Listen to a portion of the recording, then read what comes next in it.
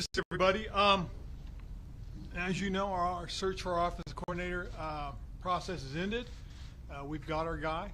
It's a very long process for the most part, and that was on purpose. We wanted to be very thorough, wanted to get the opportunity to meet a lot of these guys, and that's what we worked on. We had a lot of qualified candidates, a lot of good candidates, guys that we really got to talk with and spend some time. We tried to do that the right way.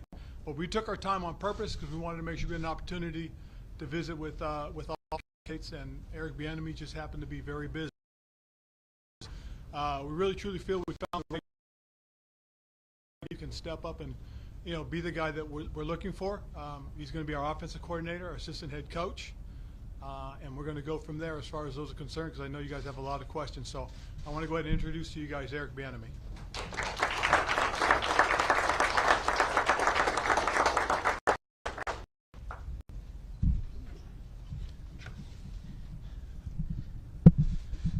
A little height challenge here. Good afternoon. First and foremost, let me just say this. It was an amazing 10 years having the opportunity to work for the Chiefs organization. So it goes without saying, I'd like to thank Clark Hunt and the whole entire Hunt family. I'd love to thank Mark Donovan, our team president with the Kansas City Chiefs, Brett Veach and his staff, and of course, Coach Reed. It's been an amazing journey, getting to this point and having the success that we've had over the years. But now it's time for a new challenge. And looking at these guys up front, Eric Bieniemy is fired up. He's fired up. And you guys will figure that out real soon. I also like to thank Jason, my man Mayhew, Stokes, and Coach Rivera for giving me this opportunity to accept this challenge. I'm just looking forward to helping us to climb to the next level. And one thing, and we're going to have a lot of fun doing it. But there's a journey that needs to be done, and we'll start that process. So with that said, I'm all ears. First question. I thought you would be the first, Miss Nikki, since you jammed me up at the Super Bowl. Eric, John Keim, ESPN. Why Washington? What appealed to you? What appealed about this job to you? Why not Washington? Look at all the talent. Look at the players that they have. Okay? Look at the guys that they have on defense. So I'm excited about this opportunity. I've known Coach Ron now since 1999. So relationships mean something. I've known Coach Mayhew for a number of years, and that means something. I've known Mr. Stokes for a number of years. And so I have no doubt about what they're building here. Obviously, they went to the playoffs in the previous year. So they were basically real close this year of going.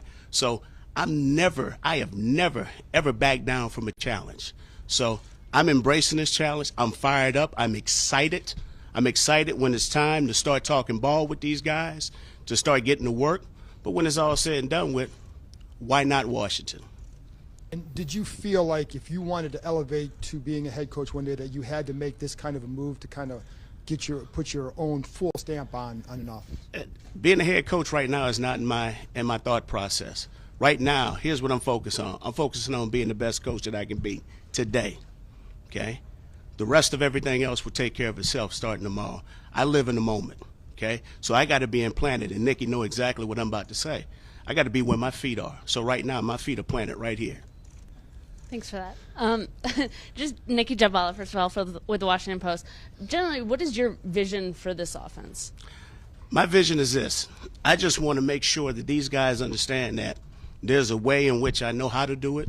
But on top of that, I got to make sure that I'm putting these guys in the best situation to be the most explosive, the most dynamic, and also, more importantly, giving us the best opportunity to be successful. So that's one thing, okay? But when it's all said and done with, we're going to do this. We're going to play hard. We're going to play fast. We're going to have a sense of urgency and a sense of purpose in everything that we do. And that's where it starts, okay? And it's all about being accountable as well, understanding the fact that indirectly we all impact each other's lives. So it's my job to make sure I'm doing what is right by them, but on top of that, they got to make sure that they're doing right by each other. So my envision right now is making sure that that process take care of itself.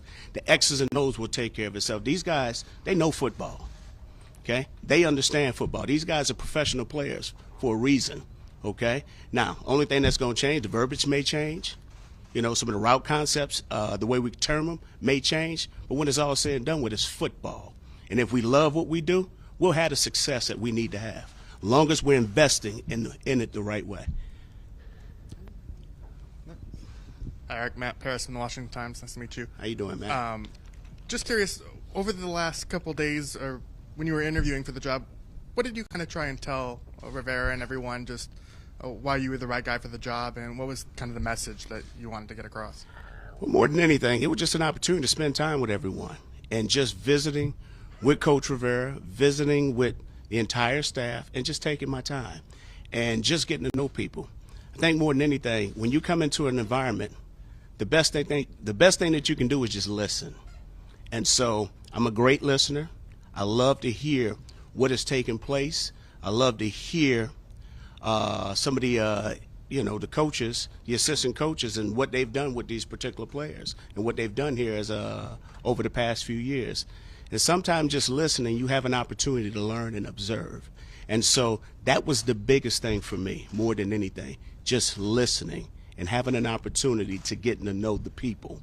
Because when it's all said and done with, I know a lot of people don't like this, but this is a people's business. You got to be able to get to know the people, all right? And that's going to be my job, fellas. You're going to understand this when I say this. It's my job to making sure that I can get to know the people so I can get the best out of the player. Hey, Eric, Sam Fortier with the Washington Post. When did this job get on your radar, and how would you describe the process of getting here today? Well, the job, it was on my, I shouldn't say it was on my radar, because obviously we've had a number of things we had to take care of over the past few weeks. But knowing Coach Rivera, you're always in contact with the people that you've known for years. I followed Coach Rivera's career since our days when we were together with Philly. Obviously, he coached with the Chargers. He's done a number of things. Obviously, he had a great deal of success with Carolina as a head coach, and now he's here. And so you always follow the people that had an impact on you. And so my whole thing is that, these guys have given me this opportunity, and so I'm looking forward to sharing this space today and looking forward to working day by day and getting ready to chop this wood that we're going to start chopping here soon. And specifically, what are the main differences and responsibilities from KCOC to OC here? Well, the difference is this, is that now I'm the offensive coordinator here, okay? The rest of the stuff, me and Coach Rivera, we're going to work that out. I'm just excited and fired up about the opportunity of getting to work with these men up front. Hey, Eric, Pete Haley with NBC. You keep referencing a lot of the players who are here. Just what are some of your general thoughts about the roster and the talent that's available to you now? Well, Personally, I have a lot of thoughts, and I can sit here and point out all the great things that some of these guys have done throughout their career, but that's not important right now. What's important is this. I got to evaluate every player on this roster, and I haven't had an opportunity to do that. Okay, a lot of these guys I've talked to at the Combine, I've followed their careers, and obviously we've played against each other, so I've had an opportunity to watch some of these guys play. So obviously there's some talent here, but I'm going to do my job with Mr. Mayhew. On top of that, with Coach Rivera, Marty Herney, and Stokes, just making sure that we're doing the right things and making sure that we're evaluating and doing what is right for the organization, for the team moving forward. And a lot was made maybe about how Andy called the plays in Kansas City. What was your role necessarily? But here you're going to be the main guy. How do you anticipate that, and do you think that is going to be a challenge, or is that something you're really ready for? Fired up for it, bro. Fired up and excited. Michael Phillips from Richmond. Did you have a chance to talk to ownership during this process, and did you get any questions answered about the sale process and how that impacts things? So Coach Rivera was the lead person in this hiring process, obviously. I've had an opportunity to spend time with Mr. Wright and Mr. Mayhew, just like I said. But when it's all said and done with all that stuff, that's not my job title, okay? Those guys will take care of that. NBC Sports Washington. How important was it for you to have the assistant head coach title kind of on top of OC? Well, I think it's very important for a number of reasons, and the beauty of it is me and Coach Rivera will work through that. At the end of the day, Eric Bieniemy is a ball coach. At the end of the day, Eric Bieniemy wants to know the people who he's going to work with. Eric Bieniemy wants to make sure that these guys understand that, you know, we're going to learn to put consistent behavior on tape, all right? But also understanding that when we're playing for each other and doing things for the greater good of the organization, also seeing the big picture, that this game ain't that hard. It can be a whole lot of fun, but it's going to be fun when you're making the necessary sacrifices to make each other better, all right? That's some of the things that I'm excited about. Those are some of the things I'm looking forward to. And so when it comes to job titles and all that, you guys got to understand, yes, I am the assistant head coach. I am the offensive coordinator. My job is to get these guys to go out and do and be the best that they can be. So that's going to be my focus right now. Eric, Scott Abraham, ABC7, welcome to Washington. You're a competitor at the end of the day, player, coach. You've gone through numerous interview processes over the years for various jobs. It didn't work out. How much is that serving as a motivator for you to prove those naysayers wrong, those doubters wrong, that you can be a head coach down the road and lead an offense? So, and I'll keep saying this, right now I'm the offensive coordinator of the Washington Commanders. Okay, being a head coach, that's something, if that's to happen, it'll take care of itself. We've had a great deal of success. We've won, 5 straight AFC championship games, 3 out of 4 Super Bowls. 2 out of those we won. So being a head coach right now, it hasn't happened. It's not anything that's going to impact me moving forward, because the only thing I need to be concerned with, it's what's important today. Today I got to be the best person that I can be. I got to be the best coach that I can be. And on top of that, I got to get these guys in this building to learn to trust me, to get to know me, but also understanding what the term accountability means.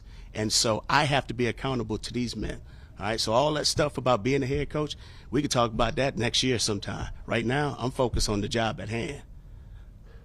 On your response, you said the players, you need them to trust you. Yes, sir. How is that process? How do you get them to trust you, to buy in what you're selling? Great question. That's about developing relationships, okay? And you got to get to know the people. And that's one thing I think that gets lost in this profession. Just because they're professional football players don't necessarily mean you can't get to know them. These are the same guys that played high school football. These are the same guys that played college ball. These are the same guys that was drafted.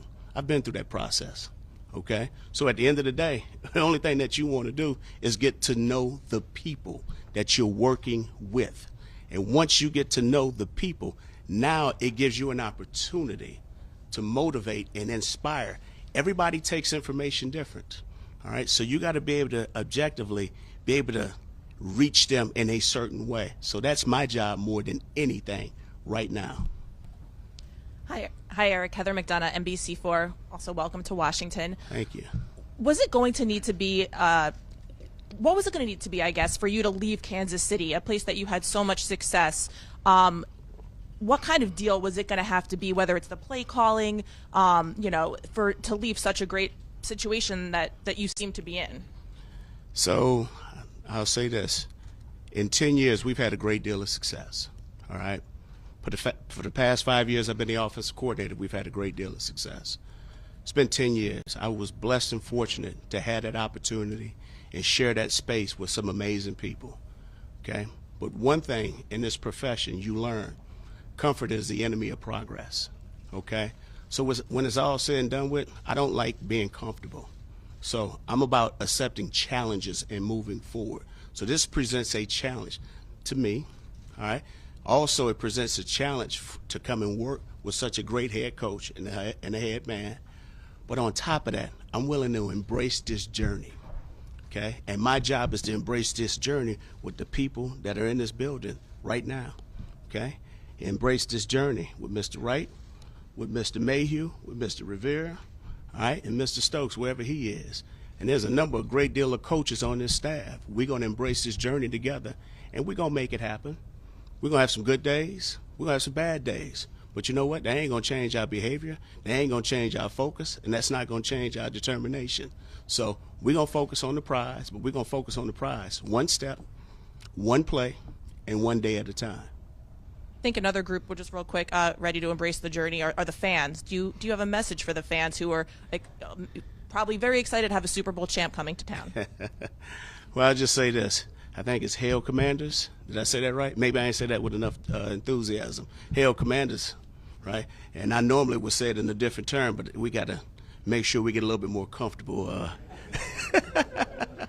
with each other throughout the course of the year. But like I said, I'm fired up. The fans should be fired up about this. And the only thing I ask, just be patient. Nothing happens overnight. We're going to build it. And like I said, the important thing is making sure that we're doing it the right way. It's going to be hard. It's going to be a hard challenge. In anything in life, if you want to be the best, it has to be hard, okay? And it doesn't have to always be perfect. At the end of the day, if you learn the strain and if it's important to you, you'll find a way to get it done, all right? But that's what this process is going to be about. And it starts with OTAs in phase 1. It starts in OTAs in phase 2. It starts in OTAs with phase 3. Then it goes to that vet minicamp, all right? And then on top of that, we get some time off. Then we go to training camp, all right? And training camp is that time when we start building together with all the blood, sweat, and tears that we're going to share. We're going to have good days. We're going to have bad days. There's going to be some days, Jack Del Rio and his defense, they're going to beat up on us, okay? The only thing I want to know is how we going to respond, okay, and handle the adversity when presented with that. That's how you measure good teams, and that's what this is about. Like I said, I'm ready to embrace this journey. I'm fired up. I'm excited about this moment, and like I said, I'm looking forward to it. Eric David Aldridge with the Athletic. Mr. Aldridge, it's yes, nice sir. to meet you. Welcome to D.C., my man. What are your non-negotiables as an offensive coach, as a coordinator with your players? Lack of details. And understand this. I say that, and nothing is ever perfect, okay? One thing that's very important to me is learning to make second effort a habit. So if you can't play with any effort, I got a personal problem with that because it requires no God-given ability to play with second effort. And I'll say this once again, all right?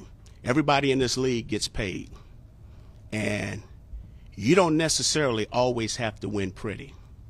If you go in and fight for 60 minutes and you're straining to finish and you're willing to make that necessary block downfield as a receiver to spring a back, or the back is necessarily picking up a blitz ready to fight him and put hands on him until the echo of the whistle and giving the quarterback an opportunity to throw it downfield, that's what it's about, okay?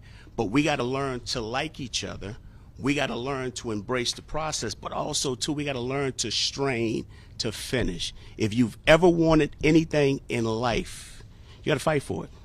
And that's one thing we're going to learn to do. And like I said, it doesn't necessarily always have to be pretty, because when it's all said and done with, the only two alphabets that matter is a W or an L.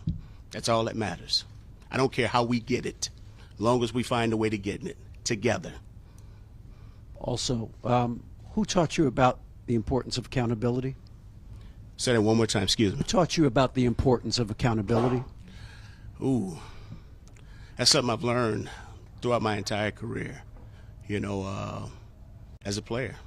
Having an opportunity to be a personal protector on punt team, okay? Also, as a player, having to protect the quarterback on third down. Also, as a player, just taking tape home to study, all right?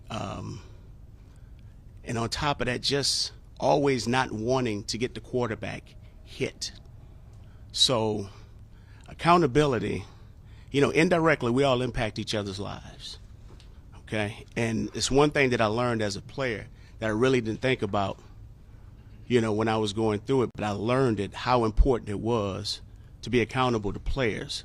But the older I got, I also learned it was important to be accountable to coaches, because if you take work home and you're investing into your particular assignment or your particular job, it says a lot about you and your character. Because when you're doing that, you're helping taking care of my family. Okay? And my job is to make sure that I'm investing, doing all the little things necessary, studying tape, studying at home, making sure that I'm providing you guys the right information so you can be at your best. And I think sometimes that gets lost. So I learned that many moons ago when I was playing in the league that you have to be accountable to one another, because what I do directly impacts your job. It impacts your future, just like what you do impacts me. So that's when I was just talking about the ability of having an opportunity of establishing trust. Okay? So I've been through it as a player. On top of that, I've learned the importance of being accountable as a coach, and that means a lot to me. And so I've had plenty of lessons that have taken place throughout my lifetime. So you have to learn to be accountable, and it means so much, all right, to the success of any person or any organization. Chris Boombaka with USA Today. How you doing? When did you realize that that next challenge you mentioned would have to take place outside of Kansas City? And when, how were you able to balance that when you were going through it? I know you mentioned being where your feet are, but it must have been, balancing two trains of thoughts there. Well, first of all, you got to be able to process information and be able to live in the moment, but also, too, you have to plan for your future. Did I have an idea that I would be leaving the Kansas City Chiefs? Yeah, I had an idea that I would be leaving. So you always envision it in a different way, but like I said, I've been there for 10 years. I've accomplished a lot of things there. It was a great organization. It was a great time. There was a lot of family that has been made there. But now it's about broadening my circles, okay, and expanding and getting to know my new family, okay, and having an impact in helping this team and this organization to accomplish goals and things that we want to strive for. So you learn how to focus. All right, but you got to be able to process it. You got to put it in a different category. So did I have a plan? Yes, I did. Okay, but that wasn't going to impact anything that we were looking to strive for throughout the course of the past season. All right, it did not become a distraction. But when it was all said and done with, when it was time to move on, it was time for me to go and accept this new challenge and embrace it. Coach Yes, Bieniemy, sir. Darren Haynes, WSA9, welcome to Washington, D.C. Thank you. It's been well documented that you wanted to be a head coach, but I want you to describe that moment when you made that decision, where you were when you decided, I'm going to come to D.C. Well, it was shortly after the Super Bowl. We had got everything arranged, and I was ready. Now, obviously, it was throughout that process, and the past 2 weeks has been physically and emotionally draining, and in a good way, all right? Because we went from winning a Super Bowl to coming back, flying back in town, getting acclimated, going through exit meetings, and then going through the parade. But I knew when I landed back in Kansas City what was in store. So I knew that it was time to move on. So you're talking about the different waves of emotions that I experienced, just having that opportunity just to say goodbye to the players, spending that time throughout the parade of just feeling the emotions from the fans. And so I knew exactly what I wanted to do, and this is why I'm here. But one thing you guys have learned about me, yes, I'm very appreciative and thankful and grateful for the opportunity that was presented. But on top of that, okay, when I knew I was getting on that plane, I knew exactly what was going to take place. Obviously, since Ron Rivera took over, has had some ups and downs, and Coach Rivera has definitely has his team trending up. What made you choose Washington despite all of that? Like I said, okay, you guys have gotten to know Coach Rivera for the past few years. Coach Rivera is a man of integrity. Okay, he's a great leader of men. So who wouldn't want that opportunity to come and work for a man of such high character? So this is why I'm here. And then I'll say this again. I'm not afraid of a challenge. Okay? I've had 10 years of success with the Kansas City Chiefs. I said it before, I say it again. Comfort is the enemy of progress, okay? You can't be afraid of leaving a great situation to help yourself to grow and expand, all right? And then on top of that, you always got to be willing to expand your circles, all right, to expand your family members, to remain flexible in how you see and view things. And so this presents a whole entire new challenge that I'm willing to embrace, but also excited about it because I know the potential that's here. And I know that's a dangerous word, okay? But I know the potential that's here, all right? So, yeah, I'm fired up. I'm excited. Hey, Eric. JP Finley, NBC4 and 106.7 The Fan. A lot of your former players, both after the Super Bowl, Mahomes and Kelsey, Tyreek Hill this past week came out and said how you pushed them to become better players and better men. How do you, I mean, you're talking different people, different positions, different players.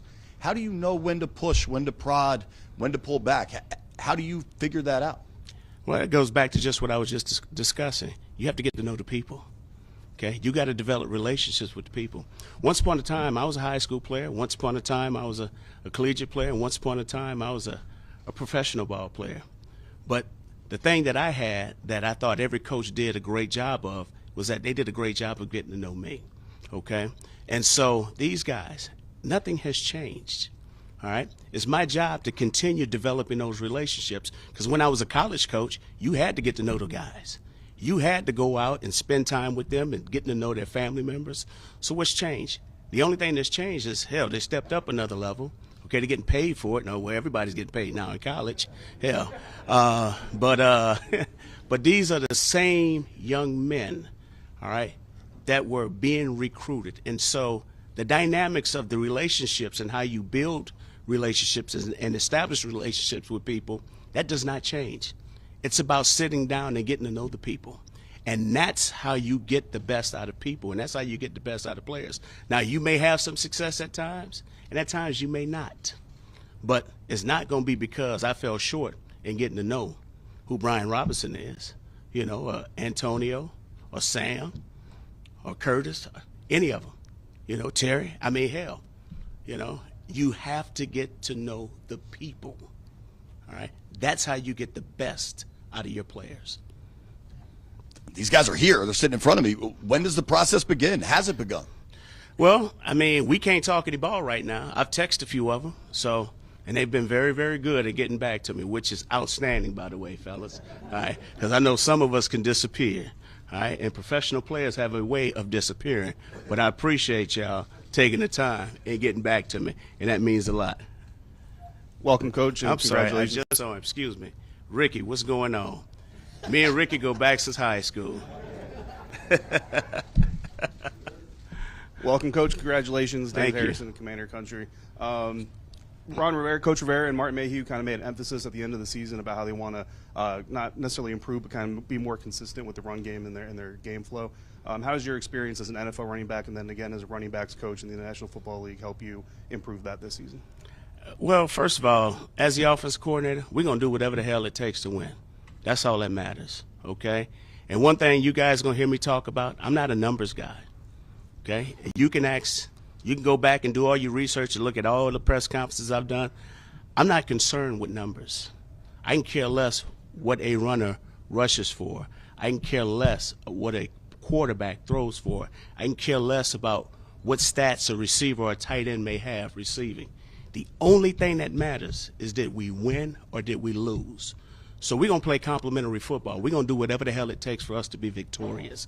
That's all that matters. And if we're doing it the right way, guess what? The numbers will take care of itself. Hey, Eric. How you doing? Ben Standig with The Athletic. Congratulations. Thank you. I know you said you're focused on the moment. You're not worried about the past or the future. I think a lot of your supporters, though, are not quite caught up to there yet. There's still people who are upset that you were not given the opportunity to be a head coach and don't love the journey to this point. What do you say to those people who are still fighting the fight of why you should be a head coach? Well, I'll say this, and kudos to them, and everybody's entitled to their own stance and their own positioning. My job is to eliminate all the distractions, okay? My focus right now is here and now. I can't worry about the things I can't control, The only thing I can worry about right now is taking care of the business at hand. That's handling this press conference. After this press conference, we're going to keep it moving. We're going to start getting to some football stuff. The rest of everything else, as far as this journey is concerned, that will take care of itself along the line. Congratulations. Thank you. Andy Reid being one of those people who's been one of your supporters, what did Andy and Patrick Mahomes do to kind of make you a better coach and put you in position to succeed here? Well, my relationship with Coach Reid goes back a number of years. It goes back to when he was recruiting, in Southern California, and him playing against some of my high school coaches. So I've known about Coach Reid for a number of years. And Coach Reid has had a huge impact on my career. Obviously, I had an opportunity to play for him. But, he's a consistent individual. He's a creative mind. The thing that he's done a great job of is getting me to see the big picture with everything. And he was just an outstanding person, and sometimes like a father figure you can go and talk to, but also, too, he wore that head coach title for a reason. I can't tell you how many times he threatened to fire me. So, because I've taken him to that point at times. But he's taught me more importantly about consistency, and that's probably the most thing that I can speak highly of more than anything. Coach Reid is the same person that you saw when he walked in that building in 1999 with the Philadelphia Eagles, and he's the same person today in 2023. Is that it? Thank you, guys.